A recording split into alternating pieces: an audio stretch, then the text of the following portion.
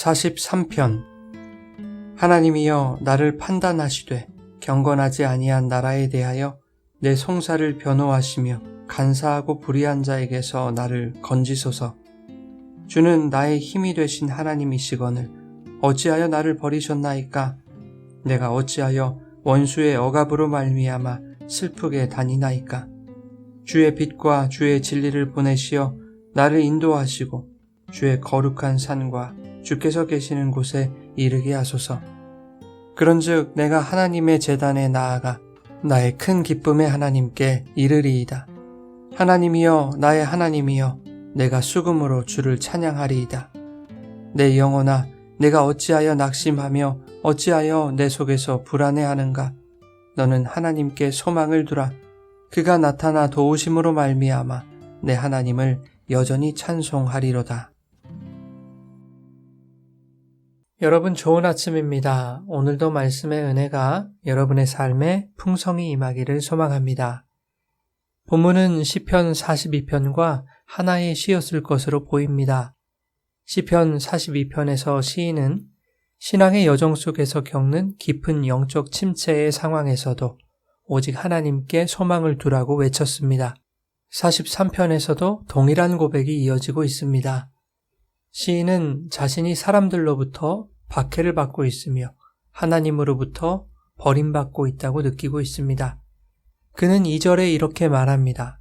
주는 나의 힘이 되신 하나님이시거늘 어찌하여 나를 버리셨나이까? 내가 어찌하여 원수의 억압으로 말미암아 슬프게 다니나이까? 시인은 42편에서와 마찬가지로 하나님이 멀게 느껴지는 깊은 영적 침체에 빠져 있습니다. 신학자 칼바르트는 하나님의 부재조차도 하나님께 기도하는 행위 안에서 하나님이 임재하는 방식이다 라고 말했습니다. 즉 하나님께 부르짖고 있다는 것 자체가 하나님이 그와 함께 계시는 하나님의 임재라는 것입니다. 예수님도 십자가에서 하나님께 이렇게 부르짖었습니다.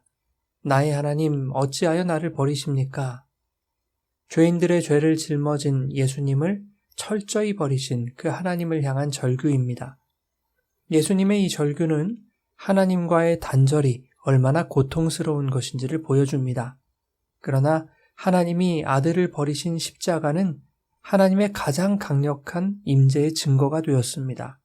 아들의 부활로 그리고 그 부활을 통한 성도의 구원으로 하나님의 사랑을 증명하신 것이죠. 하나님이 멀게 느껴질 때, 그분이 나를 버리신 것 같을 때 우리가 하나님을 향해 부르짖고 절규하는 것은 우리가 하나님의 사랑에서 끊어지지 않았다는 증거가 될 것입니다. 또한 하나님께서 우리의 부르짖음을 들으실 것이라는 신락 같은 그 믿음이 우리로 하여금 하나님을 향해 외치도록 한 것이죠. 시인은 억울한 고난을 겪고 있습니다. 진실을 왜곡하고 악인들로부터 불의한 송사를 당하고 있죠. 이러한 상황에서 시인은 하나님의 공정한 판단과 불의한 자에게서 건지실 것을 구합니다. 1절에 이렇게 기도합니다. 하나님이여 나를 판단하시되 경건하지 아니한 나라에 대하여 내 송사를 변호하시며 속이고 불의한 자에게서 나를 건지소서. 어찌하여 나를 버리셨냐는 하나님에 대한 원망 속에는 하나님밖에 의지할 리가 없다는 그분을 향한 갈망이 담겨 있었던 것입니다.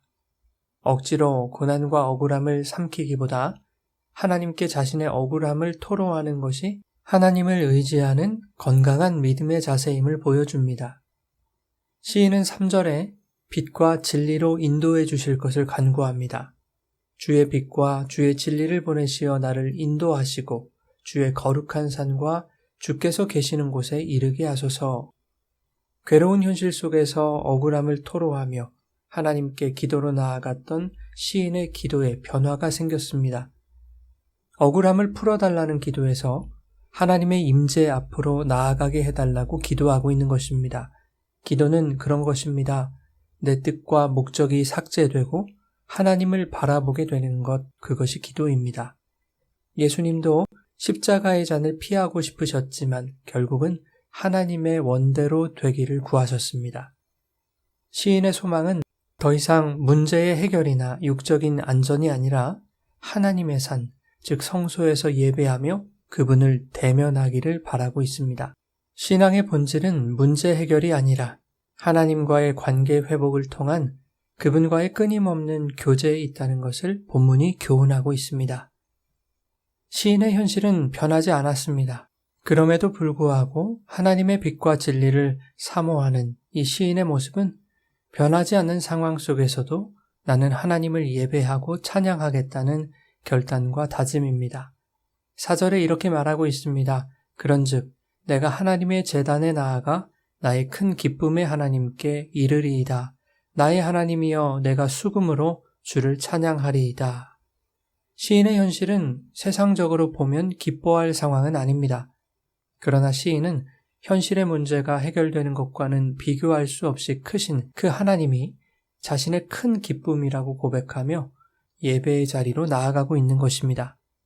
우리가 하나님을 기쁘게 찬양하고 예배할 수 있는 것은 우리의 현실이 나아지는 것에 좌우되지 않습니다. 하나님은 내가 생각하는 문제보다 더욱 크신 분이며 내가 느끼는 고난의 현실보다 더 가까이 우리와 함께 하시는 분이기에 우리의 문제와 고난의 현실을 뛰어넘는 하나님의 빛과 진리를 소망할 때 성도는 어떤 상황에서도 큰 기쁨의 하나님께 예배할 수 있는 것입니다. 시인은 다시 한번 자기 자신에게 선언합니다. 내 영혼아, 내가 어찌하여 낙심하며 어찌하여 내 속에서 불안해하는가? 너는 하나님께 소망을 두라. 사랑하는 여러분, 여러 가지 문제와 고난의 현실, 억울한 상황들로 영적인 침체가 올 때 우리 안에서는 그것을 해결할 능력이 없습니다. 원망과 한탄이라 할지라도 그것을 가지고 하나님께 나아가 호소해야 합니다. 그렇게 기도의 자리로 나아갈 때 하나님은 당신의 빛과 진리를 우리 안에 새겨 주실 것입니다. 또한 찬양과 예배의 자리로 나아가게 하실 것입니다. 하나님의 임재와 그분과의 교제를 사모하는 우리의 삶의 자리에 세상이 줄 수 없는 주님의 평강과 회복의 은혜가 임하기를 예수님의 이름으로 축원합니다.